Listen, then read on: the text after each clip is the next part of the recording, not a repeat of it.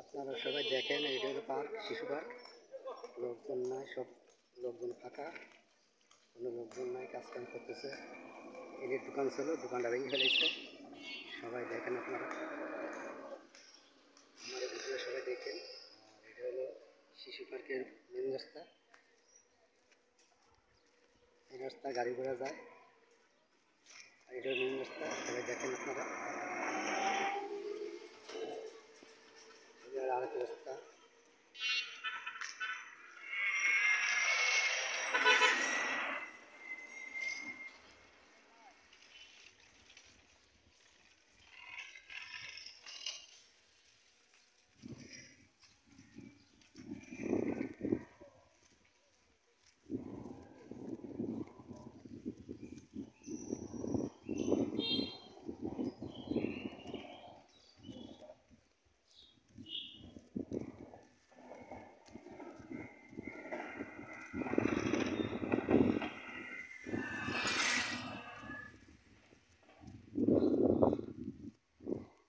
রাস্তার পাশে বালি বালি ফেলে রাখছে, দেখেন।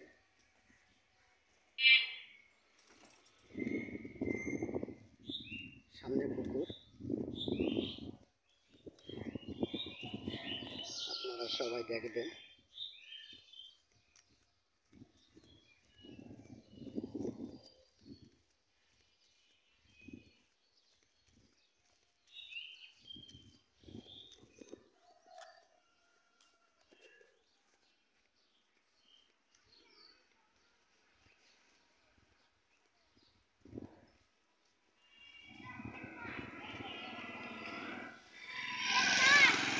ভালো আছেন? কি অবস্থা? ভালো চলতেছে? ভিডিও করতেছেন না, লোকজন এই করতেছে, আপনাকে অবস্থা কি সেই অবস্থা না, মানে কি অবস্থা চলতেছে আপনাদের? আমাদের অবস্থা চলতেছে খুব করুণ অবস্থা। হ্যাঁ, গাড়ি রিক্সা কি ঠিক মতো কি কাজ, রিক্সা কি ঠিক মতো না, লোকজন উঠতেছে? লোকজন উঠতেছে? না, আপনি ভয় পান না, এটা আমাকে ইউটিউব চ্যানেলে, বুঝছেন? এই চ্যানেলে সবাই আপনারা দেখবে, আপনার কথাগুলো শুনবে সবাই।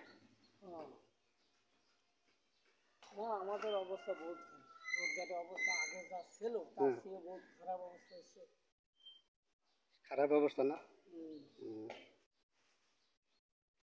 ছেলে মেয়ের রিক্সা চালায় কি ছেলে মেয়েকে চালাতে পারতেছেন? না,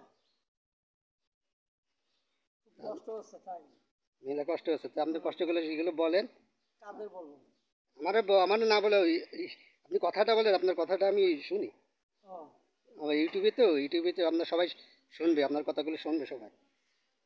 এখন আমি আমি যে বলবো যে এই যে ছাত্ররা যেভাবে যে একটা ভালো পথে যে দেশটা নেছে, যদি এই মাঝামাঝি যদি গরিবদের মাঝে যদি একটু দাঁড়াইতো কিংবা তাদের সুখ দুঃখের ব্যাপার যদি বুঝতো, তাহলে আমার পক্ষে একটু ভালো হইতো। কেন এইটা যে অবস্থা হয়েছিল, আমরা কোনো দলগিরি করি না, রাজনীতি করি না, আমরা করি ক্যাটনীতি। এখন যে সরকারি আসুক না কেন, আমাদের কাছে আমরা কর্ম করেই থাকতে হবে অবশ্যই। এখন যে সরকার আসুক, যেটা ভালো হবে আমরা তাদেরই কথা বলবো। এখন এটা যে আইসে সবাই খুশি হয়েছিল, তবে গরিবরা মানে একটু অখুশি হয়েছে, অন্তুষ্ট হয়েছে। শুধু একমাত্র আমাদের ইনকাম টিনকাম আয়ের পথ খুব কমে গেছে, কাজকামও কমে গেছে। মিল কারখানা তো বন্ধ হয়ে গেছে। যদি একটু এইটা যদি চেষ্টা করে যদি চালু করতে, আমাদের তাদের চাকরি বাদা কত, আমাদেরও পয়সা ইনকাম হইতো। এখন এটা বন্ধ দেখে কারণে মানুষের পকেটে, পাবলিকের পকেটে পয়সাও নাই, তারাও কোনো জায়গায় আসা যাওয়া করতে পারে না, আর আমরাও পয়সা পাচ্ছি না। আর আমাদের যে একটা চাকরি বাদা হবে তাও আমরা করতে পারতেছি না। আমাদের যেটা দিনমজুরি কর্ম এটাই করে খাইতে হবে। ছেলে মেয়ের বউ বাচ্চার তাদের অসুবিধা আছে, মানে খুব কষ্টে আছে। এটা যদি তারা যদি আমাদের যদি একটা প্রশিক্ষণ দিলে যদি যেত, কিংবা একটা কিছু করতো। বয়স্ক ভাতা কি পাবেন? বয়স্ক ভাতা পান না, বয়স্ক ভাতা পাই না। সবই জায়গা হয়েছে 40 বললি 9-6। যারা যুবন মানুষ 50 বছর হয় না, তাদেরও মানে বয়স ভাতা হয়েছে। আর যারা এই যে আমার 55 বছর হয়ে গেছে, আমাদের বলে কি এখনো হয় নাই, হবে 60 বছর।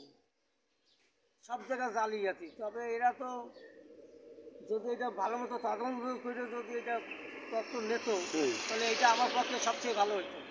ছাত্ররা যে যেটা কাজ করছে ভালোই কাজ করছে, তবে এই মাঝামাঝি যদি হইতো, তবে আমি এখন দল হিসাবে না কি বুঝি না।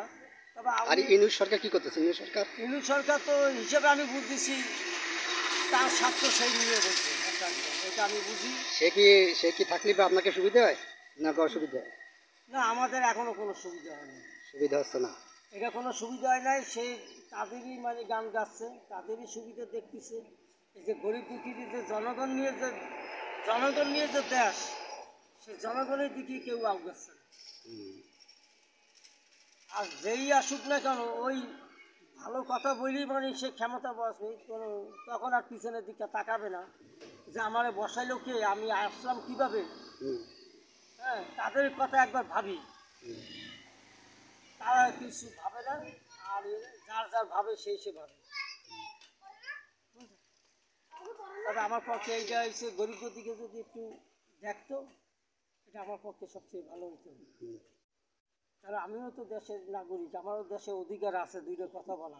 তা তো অধিকার আছে। আমাদের কথা কেউ শোনে না, বুঝছেন?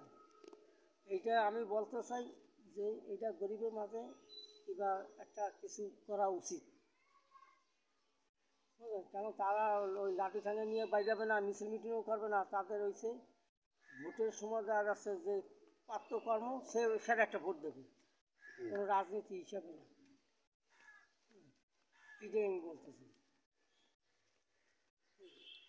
আচ্ছা, আপনারা সবাই শুনেছেন কথাবার্তা, সবাই শুনেছেন, শুনে যদি ভালো লাগে তাহলে কমেন্ট করে জানাই। তবে আমার হিসাবে এটা আওয়ামী লীগের সরকারই আমাদের হিসাবে গরিবের দিকে ভালো ছিল। সে দুর্নীতি করুক আর যা করুক আর যাই করুক না কেন, সে আমাদের উপরে কোনো তারা পয়সা কামাইছে, আমরা পয়সা পাইছি অবশ্যই। হ্যাঁ, এটা আমি বলতে চাই যে যেই আসুক না কেন, যেন দেশটা যেন অচল না হোক, জমজমাট হোক, গরিব দুঃখীরাও খাইয়ে বাঁচুক, এটাই আমাদের প্রাপ্য। আর এটাই আমাদের দাবি, আর কিছু দাবি না। আমরা ওই গাড়ি বাড়ি চাই না, আমরা চাই ঠিক মতো 3 বেলা ভাত খাইতে।